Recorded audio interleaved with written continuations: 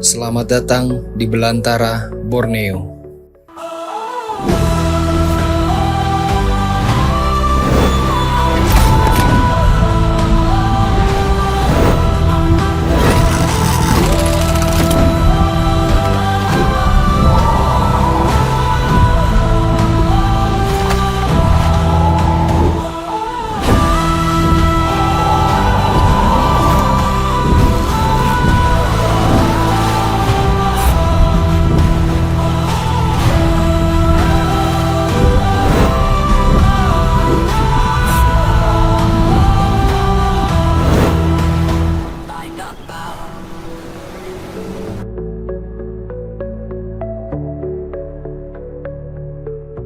Di belantara Borneo, hidup hewan purba yang masih bernafas, jiwa purba yang masih menari di antara ombak dan terumbu karang, mengarungi samudra dengan cangkang yang keras, menaklukkan zaman bersama waktu. Ia adalah penyu hewan purba jutaan tahun lalu. Di antara kepulauan Derawan dan Maratua, ia adalah warisan hidup dari masa silam, jauh sebelum karang tumbuh tinggi di daratan, sebelum pulau ditutupi keindahan pepohonan, dan sebelum manusia membangun peradaban di kepulauan. Di dalam dirinya menyimpan memori kuno tentang dunia yang belum kita pahami, tentang daratan yang bergeser dan laut yang berubah suhu, tentang badai besar yang menenggelamkan benua dan kesunyian panjang yang hanya bisa diserapi oleh makhluk yang bersahabat dengan waktu.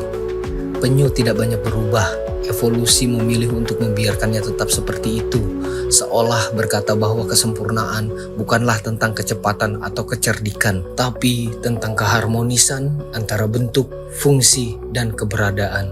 Di saat manusia membangun dan merobohkan peradaban demi ambisi, penyu tetap berenang dalam diam, tetap datang ke pantai yang sama, bertelur di bawah cahaya bulan yang sama, dalam siklus yang tidak pernah putus, seperti mantra purba yang terus diucapkan dari generasi ke generasi.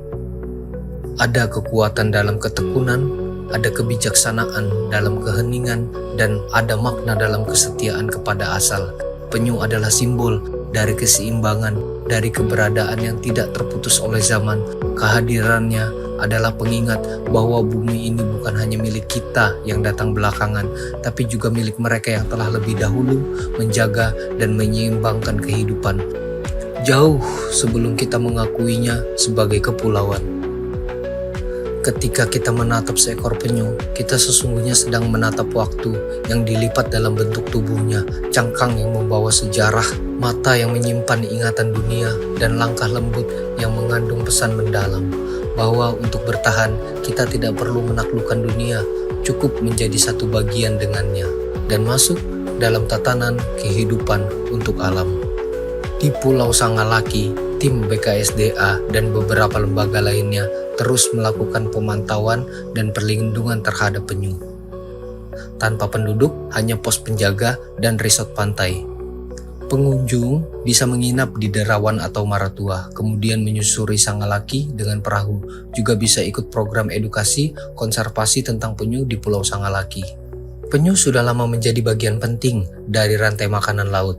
Mereka membantu menjaga ekosistem seperti padang lamun dan terumbu karang sejak jutaan tahun lalu. Dengan adanya kehadiran penyu menjadi indikator alami bahwa laut sekitar sangat baik dan ekosistemnya terjaga. Penyu membantu mengontrol pertumbuhan lamun agar tidak terlalu panjang atau membusuk. Hal ini membuat padang lamun tetap produktif dan subur bagi spesies lain seperti dugong, ikan kecil, dan biota laut lainnya. Penyu juga membantu terumbu karang tetap sehat dan terbuka untuk pertumbuhan koral dan tempat hidup ikan-ikan karang. Penyu adalah penjaga ekosistem laut yang senyap namun sangat vital. Mereka menjaga padang lamun, melindungi terumbu karang, memberi nutrisi pada pantai, mengatur rantai makanan, hingga menjadi indikator alam. Melindungi penyu bukan hanya menyelamatkan satu spesies, tapi menjaga seluruh jaringan kehidupan laut yang saling ketergantungan. Penyu mencapai kematangan usia produksi sangat lambat. Penyu butuh waktu sekitar 20 hingga 30 tahun untuk bisa reproduksi. Penyu butuh waktu puluhan tahun sebelum bisa bertelur pertama kali. Setelah dewasa, penyu akan bermigrasi ribuan kilometer dan akan kembali bertelur di mana ia dilahirkan.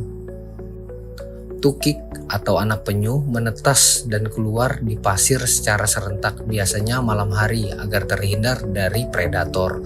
Mereka segera berlari ke laut dan mulai hidup sendiri tanpa induk. Dari ribuan tukik, hanya ada 1 dari 1000 yang bertahan hingga dewasa karena siklus rantai makanan atau terancam manusia dan perubahan iklim. Masa reproduksi penyu adalah proses panjang dan penuh tantangan.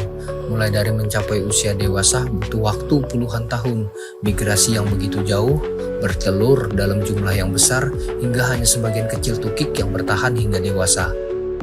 Proses ini menjelaskan mengapa penyu sangat rentan punah dan mengapa setiap telur dan tukik sangat berharga bagi kelangsungan spesiesnya.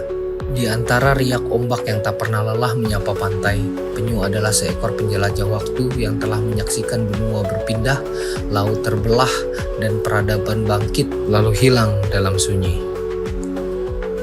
Ia berjalan lambat di darat, namun menjadi bayangan anggun di dalam samudera, serta membawa ribuan tahun warisan nenek moyangnya dalam diam yang bijak. Seolah ingin berkata bahwa tidak semua yang berharga harus cepat, tidak semua yang tangguh harus keras, dan tidak semua yang bijak harus bersuara. Dari pasir, tempat ia menetas menuju lautan luas, melintasi ribuan mil tanpa peta, hanya untuk kembali ke tempat ia dilahirkan.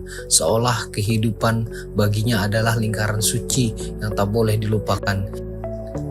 Ia mengajarkan kita tentang rumah, tentang memori, tentang kesetiaan pada asal muasal, tentang bagaimana kita menjadi lembut tanpa kehilangan arah, dan bagaimana menjadi tua tanpa kehilangan makna. Hari ini yang menentukan hari nanti, sebuah catatan ringan. Saya, Dani Rosadi.